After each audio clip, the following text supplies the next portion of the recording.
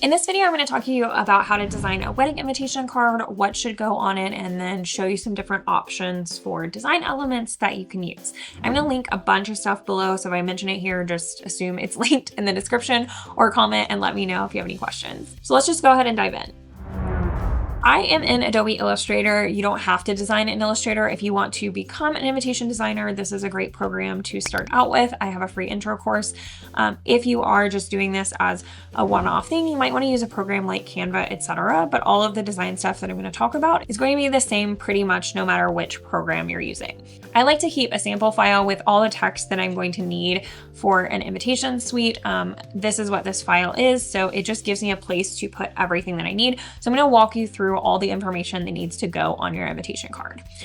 This invitation card I've set up as 5 by 7 inches. So I would always recommend for your invitation starting with the envelopes that exist. A very common size is A7 or 5 by 7. Other common sizes are A6, which is a little smaller, or A9, which are a little bigger. You can't find envelopes in just like any size, and it can be really expensive to make custom envelopes. So make sure when you're deciding on the card size, you start with the available envelopes that you want to use and choose a card size that's going to fit in them. Usually the envelope is about 0.25 inches bigger on each direction than the card. So for a 5 by 7 card, your A7 envelopes are 5.25 by 7.25 inches. This is a very, very standard card size though, so if you're not sure what to go with, 5 by 7 is a good bet. So at the very top, you're going to typically have the host of the wedding. So if there is a specific host, those are the people that are actually inviting you to the wedding. So traditionally, this is going to be the bride's parents, but it could be anyone. So in this case, we have Mr. and Mrs. David Schulman, and they are inviting you to celebrate the wedding of their daughter. You can also here invite you to celebrate the marriage of their daughter. One thing that's interesting is you don't want to invite someone to the marriage of their daughter because the marriage is like the whole thing that these two people are doing together.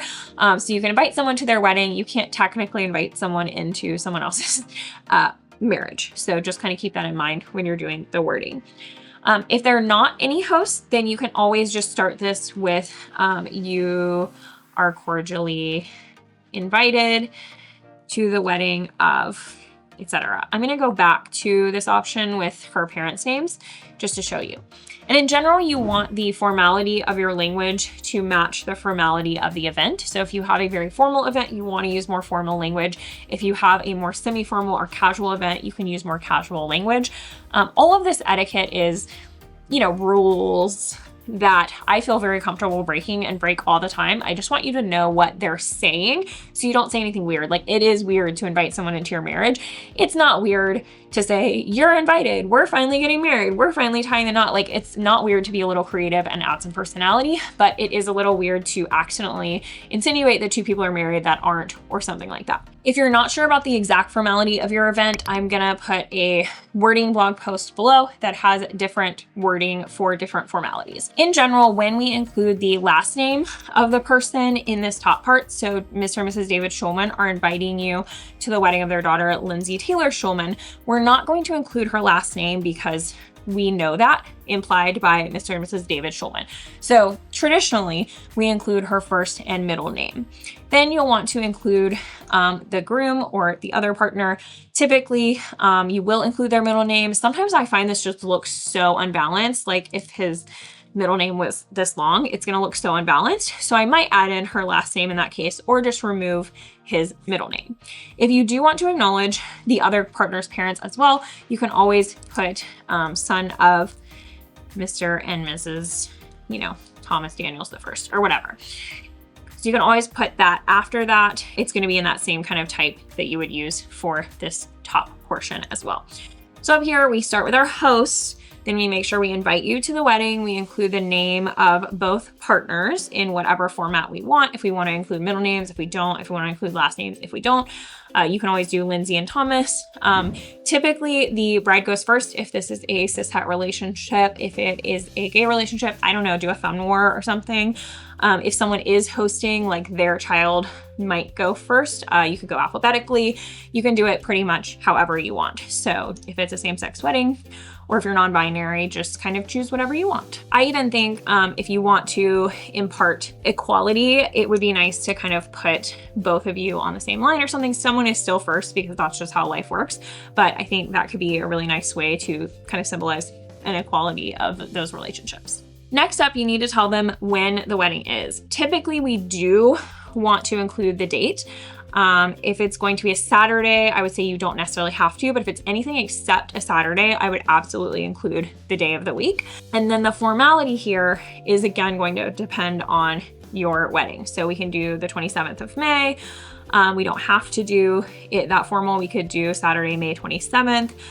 You can also do, as I had at the beginning, you can also do something like this where it's a lot more casual. I use this formatting on like baby shower and bridal shower invitations all the time, less so on wedding invitations. In general, we don't need any punctuation between lines, but it is important to put in inline punctuation. So Saturday, comma, the 27th of May, or if you were to do May 27th, then you do want to have that comma before the year 2026. But we don't need a comma after this before we move to the next line to do a time or something like that. It's traditional to include the year. That's more of a memento's sake than anything else. Most people understand what year you're getting married, and as this is the invitation, not the save the date, you're not sending it out that far in advance. But up to you. If you are going to include it, make sure you use the proper hyphenation, which is this, exactly this. I also am going to uncapitalize these because I want to talk about capitalization. So in the same regards, we don't need punctuation. We don't actually need to capitalize anything unless it needs to be capitalized. If you hate this look, some people do, then just capitalize everything. I think that's a good way to do that design-wise. And sometimes I do hate it depending on the font, but you don't need to capitalize 2026. And then we're going to put at 4 o'clock in the afternoon. Afternoon actually ends around like 5:30. This is going to change a little bit based on time of year. So in May, for instance, we have longer evenings. So 5:30 is still going to feel like afternoon. In December, 5:30 is going to feel like evening. So I might change it a little bit and err on the side of evening. But 5:30 is typically the cutoff for afternoon versus evening. And you want to put the time the ceremony starts. Some people try to put an earlier time to like trick their guests. I don't love it. If you're going to do it 15 minutes, but then you get to like at 3:45 in the afternoon and that gets 3:45 in the afternoon and that gets confusing. So I don't love it. You know, make your own. This is your wedding invitation. Do what you want, but it's not my favorite. Next, we're going to put the name of the venue. Even if this is like your grandma's backyard, you're going to want to put something like the Harris residence, just so the people understand like what they're looking for. So if they're looking for a church, if they're looking for a house, if they're looking for a random field, they will understand that by the venue. So don't just put like, I wouldn't put grandma's house. You can put that because it's technically a name, but you can use like the Harris residence to make it sound a little bit more official. Or if it's an official vendor, if it's some type of official venue name like Carbondale Ranch, you can just put the name of the venue, and then you just want street and city and state. If you're getting married out of the country, you can do city and country. I wouldn't do the zip code unless there is, for instance, another Carbondale Ranch in a different zip code with almost this like also on Carbondale Road that could confuse them. In general, people are just typing in Carbondale Ranch to their iPhone or whatever to find it, and they don't really need the zip code to do that. Even if it's someone's house, you can type in 123 Carbondale Road, and unless there's two in the same zip code with the same name, it's not going to be confusing. So this information is technically everything you need on a wedding invitation. I would not recommend putting any registry information or RSVP information on here. If you absolutely have to, I would put it on the back, but typically those things are at least going to go on a separate card. Registry information, in my opinion, should go on the website, if anything. But if you need to put RSVP information and you only want to send out one piece, I would do it on the back. The only other thing that might be here is if you have a reception to follow or something like that. In general, the invitation itself is only inviting you to the ceremony. It's not technically inviting you to the reception. Now, these days, most people assume that there's going to be a reception following, but it's nice to put on here, like if there's a reception immediately following, you can just put like reception to follow. And if it's at the same place. If there's a time gap or it's at a different location, then you want to have a separate card saying, hey, we're going to have a reception 4 hours later that night at a different location. Here's the address for the reception, etc.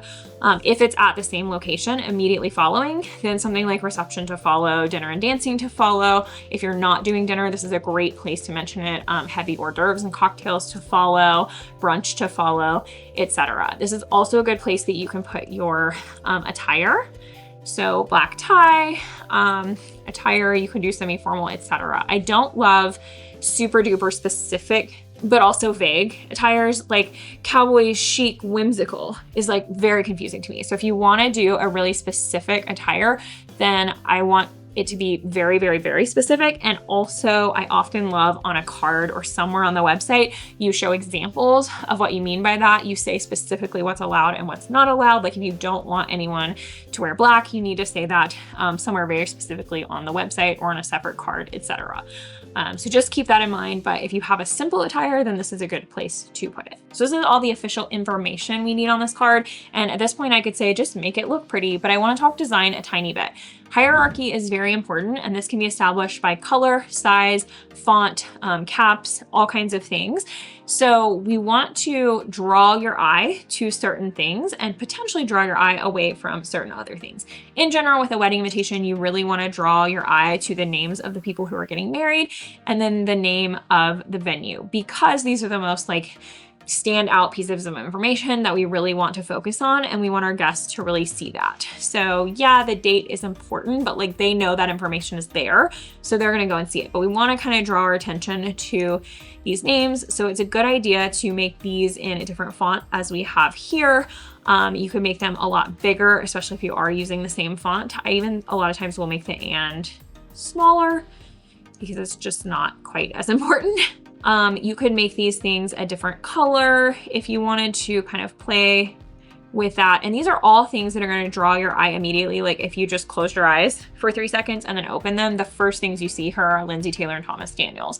And then the second thing you might see is Carbondale Ranch because it is bigger. It's in all caps. We might bold it. Does this have a bold? This doesn't have a bold.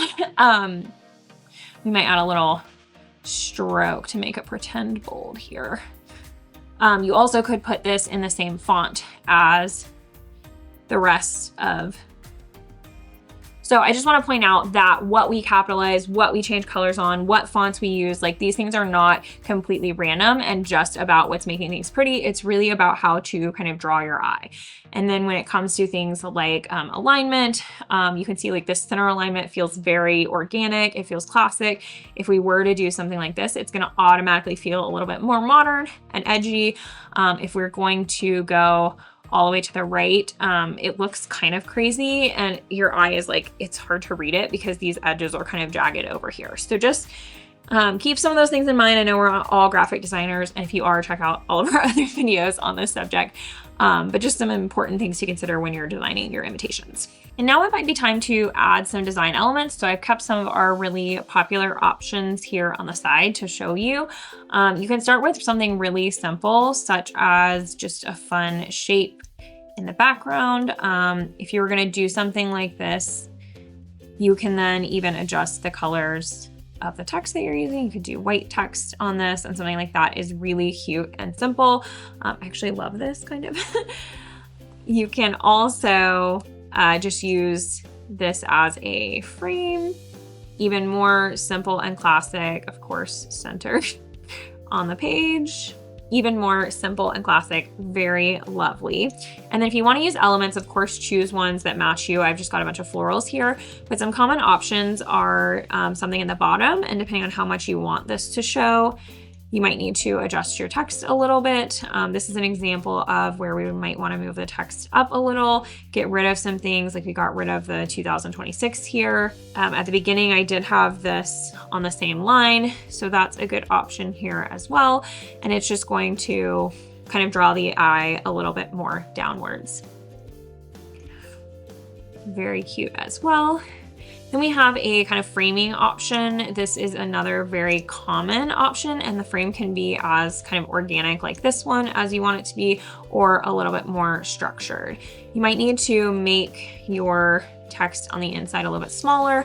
And then I kind of like this back on 2 lines to feel, since this frame is so organic, you want the text to kind of feel organic too. Lovely, very, very beautiful option.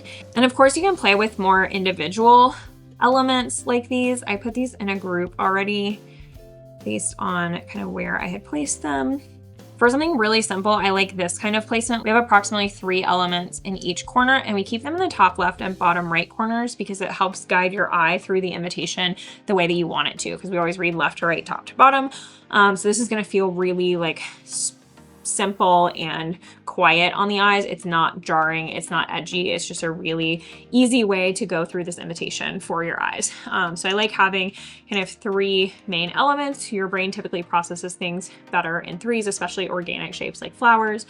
And we have 3 elements down here, and it's kind of just framing that text, making like a little invisible frame here, you know, just playing with the placement of everything. I'm gonna link a video where I show you a bunch of my favorite places to get elements, so you can get some that match your vibe, your style. It doesn't have to be flowers, of course, but I just think that's a really popular option and one that I wanted to show you here. So once you have that wedding invitation card down, you can continue to play with it, but then you can make all the other pieces of the suite. For instance, here is a full suite that we designed with a design that's very similar to this. We have the RSVP card. I'll just show you. On here, we have a fun little wording, the place for their names, yes or no, and then the date. And then for our details card, you can kind of put anything. Typically, you're gonna put the website here and then anything that's like noteworthy about your wedding, such as very little parking at our venue, transportation is going to be provided here. And we've used a couple elements just to tie it all together. I think it's important to start with the invitation card to get all your design elements set and your overall vibe. But then you can include some other things, like we added these mountain pieces in the liner and then repeated that for the RSVP card. And then for the wildflowers, we just added 1 small wildflower here on the details card to kind of pull it all together. So here's an example where we started with the invitation card that's similar to that one. And then we pulled some elements for other places, like we have the wildflowers repeating in this mountain envelope liner, the mountains repeating on the RSVP card, and then we have a single wildflower on this details card, which is an oval shape, just to pull everything together. So if this video was helpful in designing your wedding invitation card, I can't wait to see what you create, and I'd love to answer any questions you have in the comments below. Thanks, everyone.